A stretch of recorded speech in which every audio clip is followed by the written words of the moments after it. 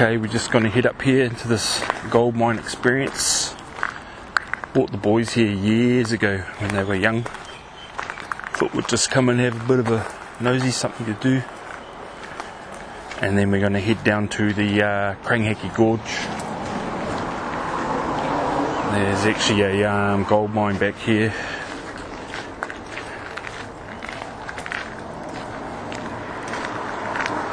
That we'll probably go in later.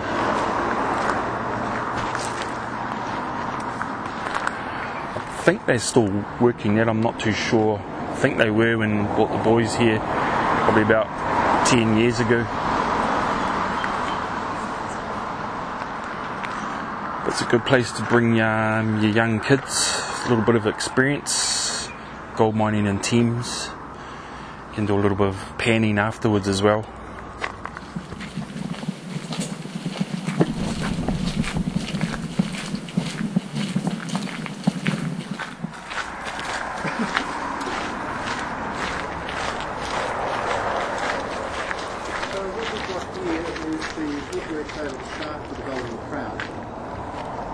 This must have been one of the very early shafts, but it's only 60 metres deep, and really that's not what you want.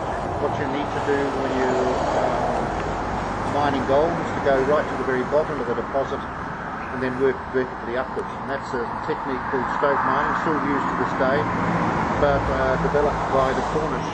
And by working vertically upwards, when you take a solid rock and blow it up, the volume expands by 30%.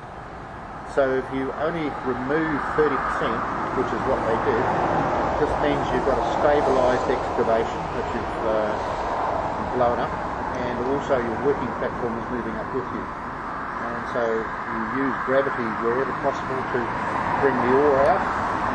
So they would, as they rose up, so they would send it by chute right down to the very bottom of the shaft, and then winch all the heavy stuff up to the surface.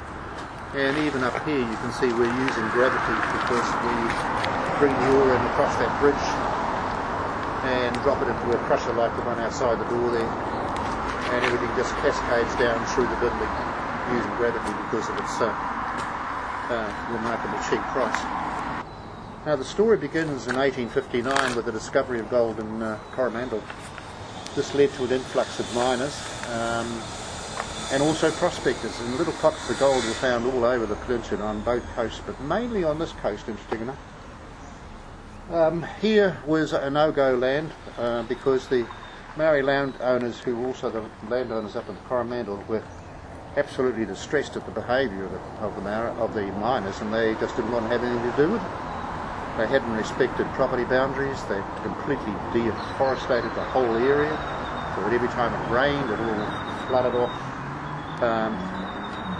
all the stuff down into the harbour and killed all the shellfish. So, you know, there was just bad news as far as they were concerned about mining, so they didn't want them here at all. But by 1867 they finally relented and allowed prospectors in, possibly in the hope that the prospectors wouldn't find anything and then they'd be left alone. Because they were doing quite nicely here. They had a good orchard. The whole of the flat area that we now call Thames was covered in peach trees and apricots, so they were doing very nicely. But anyway, they allowed the prospectors in, and of course Murphy's Law of the Deed and a really rich seam of quartz was found, and within 6 months there was 18,000 miners here ready to make their fortune. Now this is where we get the administration, of course, stepping in to control things, because they like to control things. And each miner, first of all, they had to prove that they had experience in the use of explosives, because this is all hard rock mining here. They were, as each was allocated a small parcel of land as part of his miner's right, that in actual fact was not anywhere near enough to make it a viable mine. So they generally teamed up, and in this case we believe it was 3 of them. They teamed up here and they called this, they staked it out. It's roughly the shape and size of a football field.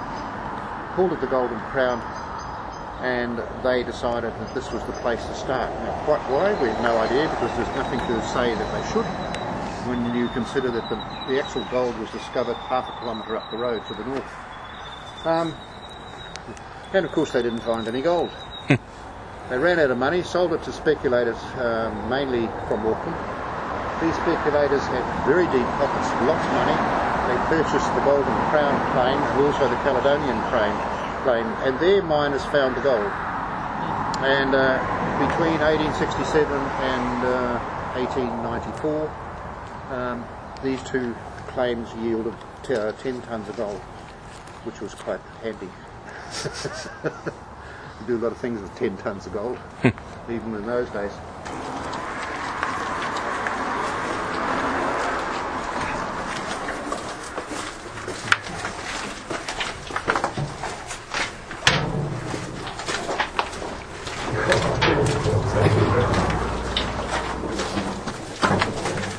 Can we spin the mine? This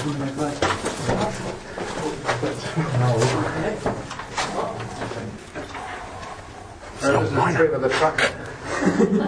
And he's here to celebrate the fact that these guys were essential to mining, because after all you've got to get the ore out of here.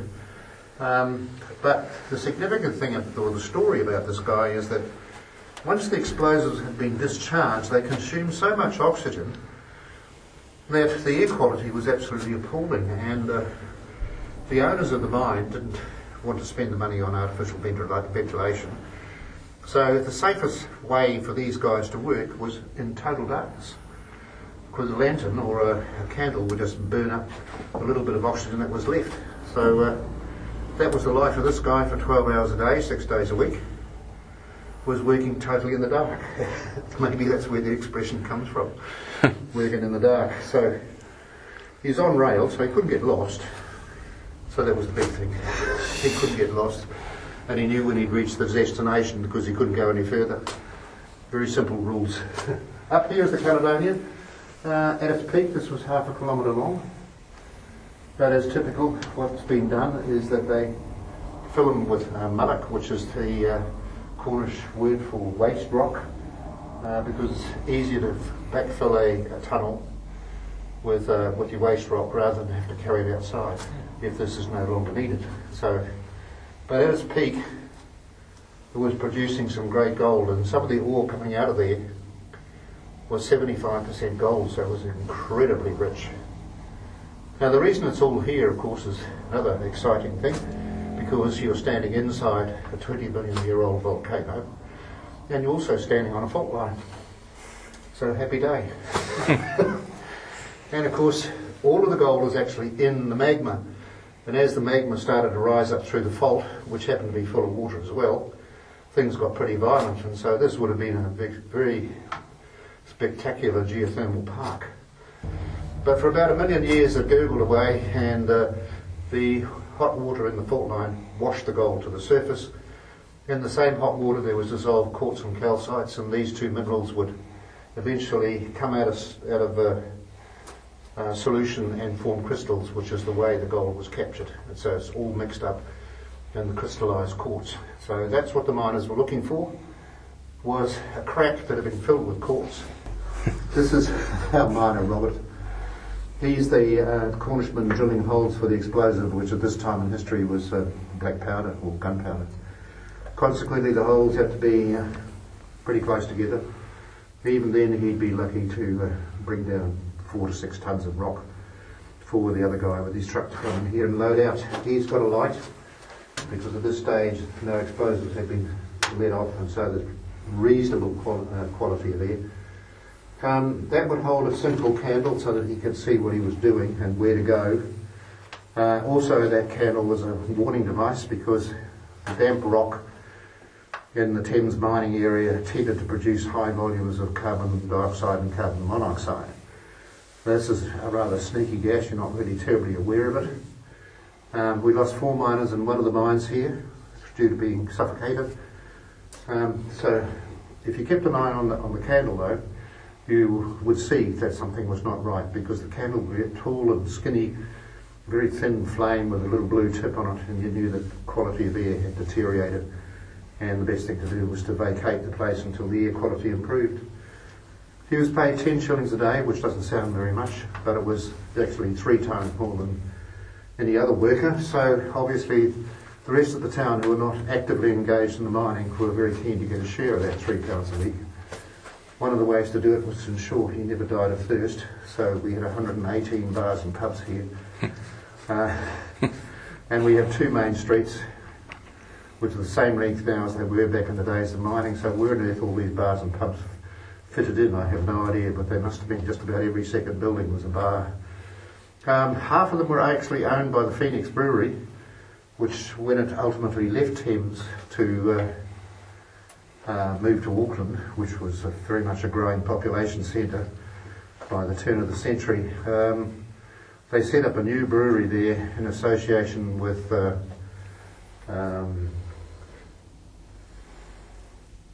mine's gone absolutely blank, Logan Campbell. They formed a new company called Campbell and Ehrenfried, and their trade name was Lion. So obviously they've done quite well down here. They have become a dominant brewer in the country.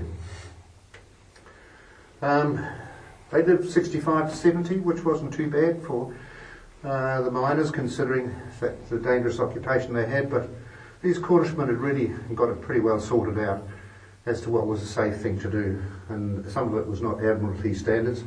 Having a candle close to gunpowder is not accepted, but they had obviously created systems which were quite safe.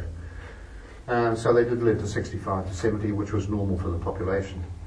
Things only started to deteriorate when compressed air was introduced for drilling, and that of course created an enormous amount of dust, and as they were drilling quartz, that was the worst dust possible. So they noticed that miners were starting to pop off at about 42. And of course once they opened them up and they saw that their lungs had gone completely calcified, they realised what the problem was, and that's when they started to introduce water into the drilling system to dampen the dust. The next thing that happened was that dynamite was introduced, and dynamite requires a detonator, and these were initially terribly unreliable.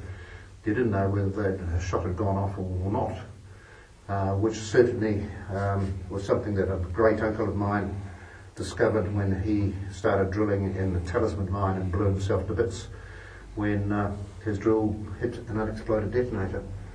So I lost a relative there, but gained a life because his brother, my grandfather, decided to quit. And he became a professional photographer, which was his hobby. And he did it in Waihi, and he lived at the Rob Roy Hotel, which is still there. It makes me feel a bit nostalgic because that's where he met my grandmother. So I wouldn't have been here if my great uncle hadn't been blown to bits. I could have been a girl, I don't know. I could have been nobody. So you never know what's around the corner next, do you?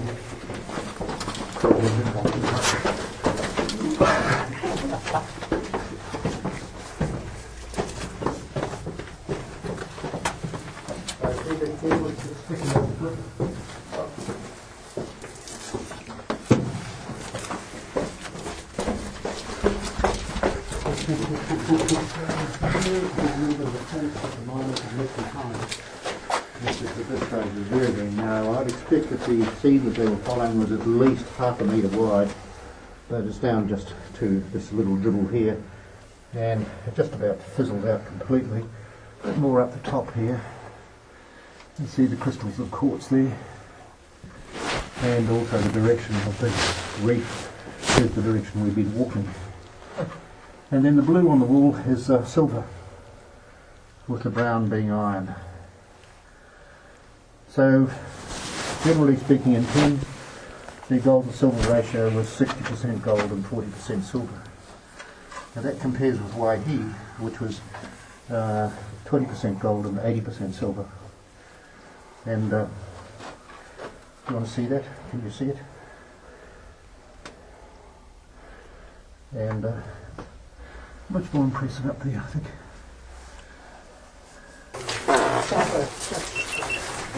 That was a squishy hole.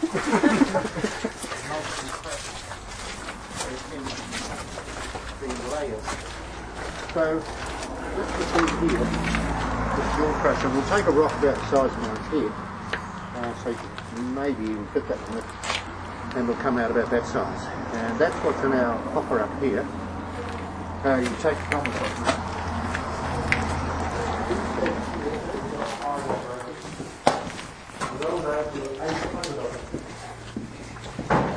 throughout the length of the Thames. And the noise from these things is quite considerable, as you'll hear. And with 800 pounding away, the noise could actually be heard instantly with some of the equipment. So it was a rather awful place to live on. Basically, the principle is we feed the raw ore into the back of a big box there. We call it a mortar box, and that mortar box has all the action from those stamps, which are lifted around about 15 centimetres and dropped at the rate of about 80 cycles a minute. The idea is you've got to crush the ore to the finest possible particle size, because the finer you get it, the more goldier it is. It's shaking backwards and forwards, as you'll see, quite vigorously. It's got lots of water running across it, so it's a density separation system, just as a gold pan is. So you're fluffing up all the light particles. They would go over the edge into that trough and out to sea as tailings. The middle's much the same, although you might be losing 10 or 15% with your middles. It was an acceptable wastage from the point of view that the productivity was very high.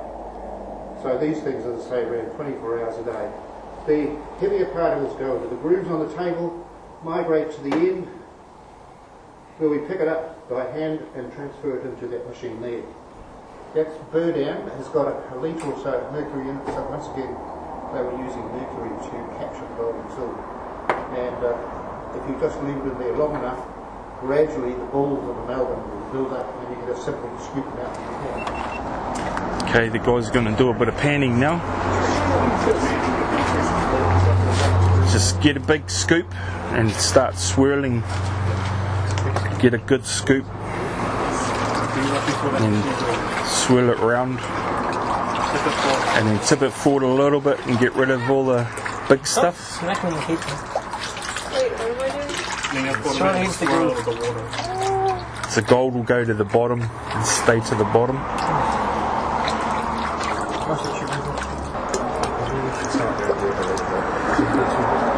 Yeah, half the thing.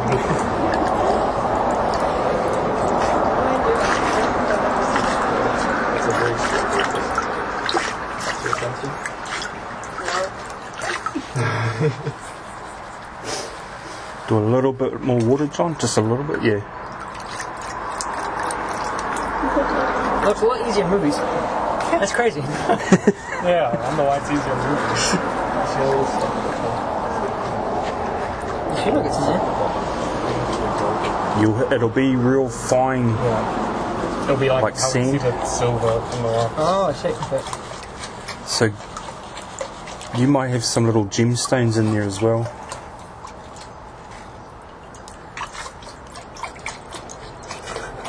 I don't know, I'm looking for. First tip those things out? No. If you just get a little bit of...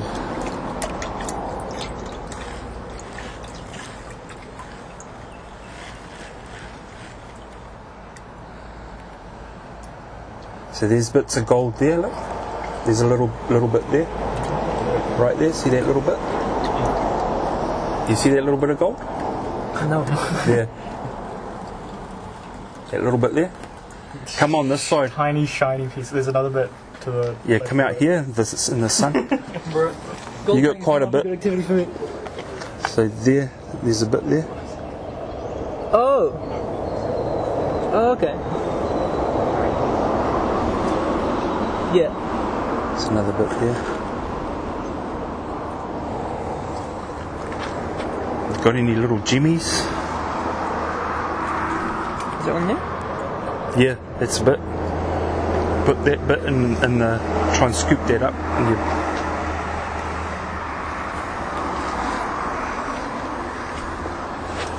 there'll be a heap of it. Is the one floating or is it the one down there? This one floating, yeah. Won't float. No, won't float. Is that it? No. Keeping it safe. I might have to swallow it so I don't lose it, but... Really happy with that.